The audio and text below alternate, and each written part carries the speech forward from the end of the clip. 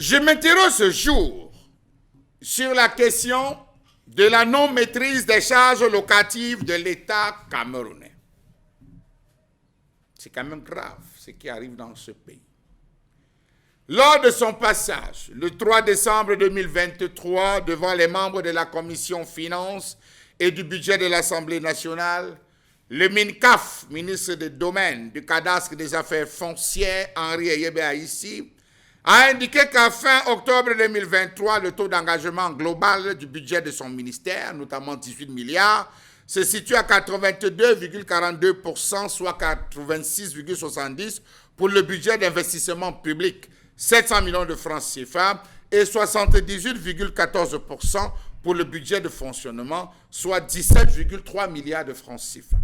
Sur le budget prévisionnel de 20,28 milliards de francs CFA en 2024, le ministère des Domaines, du Cadastre et des Affaires foncières prévoit de consacrer 9,5 milliards de francs CFA pour le paiement des loyers des logements administratifs à usage de bureaux d'habitation pour les agents publics, dont 500 millions de francs CFA à la Société immobilière du Cameroun.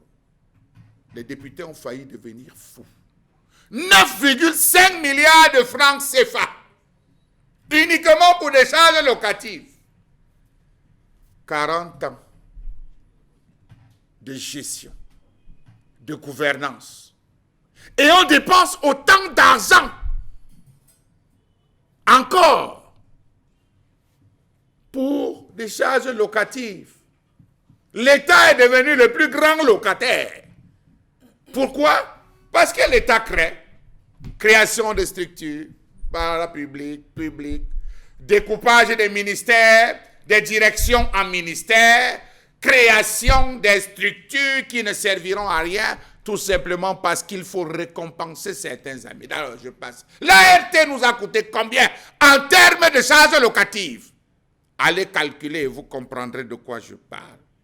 Ce montant reste le même que celui de 2023, 50% du budget, et représente 45% du budget global du MINCAF en 2024. Jusqu'ici, ces charges étaient en hausse constante. Selon les lois et les règlements, elles sont par exemple passées de 5,5 milliards de francs CFA en 2017 à 5,1 milliards de francs CFA en 2018, puis à 6,5 milliards de francs en 2019. Vraiment, ce pays est une curiosité planétaire.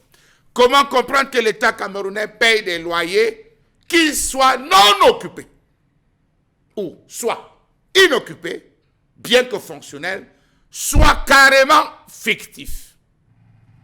Question.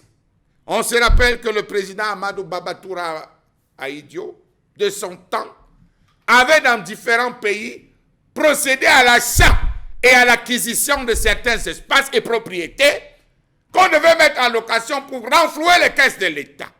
Jusqu'à ce jour, point d'interrogation. D'ailleurs, le MINCAF connaît-il son patrimoine global lorsqu'on sait que certaines personnes se sont pratiquement accaparées les biens de l'État, que l'État continue toujours à payer, pourtant ce n'est pas occupé par des fonctionnaires en service.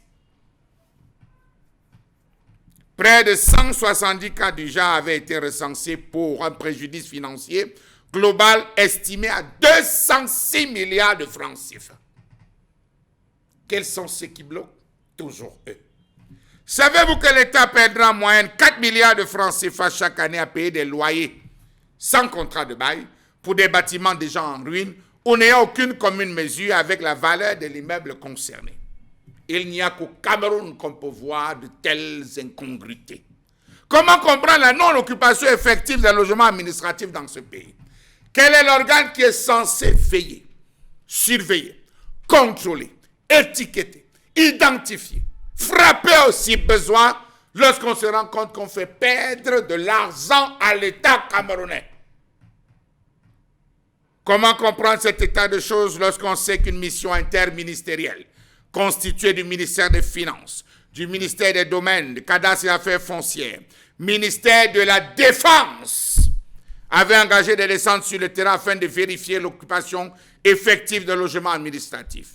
Jusqu'à ce jour, on ignore ce qui en est ressorti. Mais force est de constater que les charges locatives ont continué d'augmenter depuis lors, avant la stagnation observée dans les prévisions entre 2023 et 2024. C'est grave.